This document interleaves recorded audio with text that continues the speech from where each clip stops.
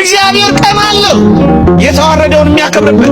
የአልዓዛር ቀን ይመጣል ያልኳችሁ ይኸውላችሁ፣ ያቺ ቁስሉን ያከበት የነበረችው ጣቱ እንኳን የምትፈለግበት ቀን ይመጣል። ባለጸጋው ነው እንዳላለ አልዓዛር ጣቱ ውሃ ነክሮ ምላሴን ያበርድልኝ ዘንድ አልዓዛርን ስደድልኝ አይለው መሰላችሁ?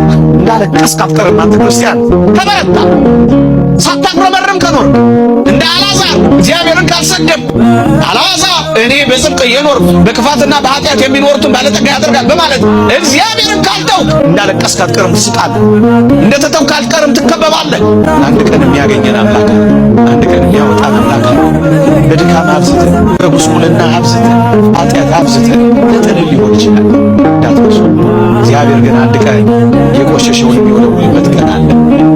የጠቆረውን የሚያነጣበት ቀን አለ። የተጣለውን የሚያነሳበት ቀን አለ።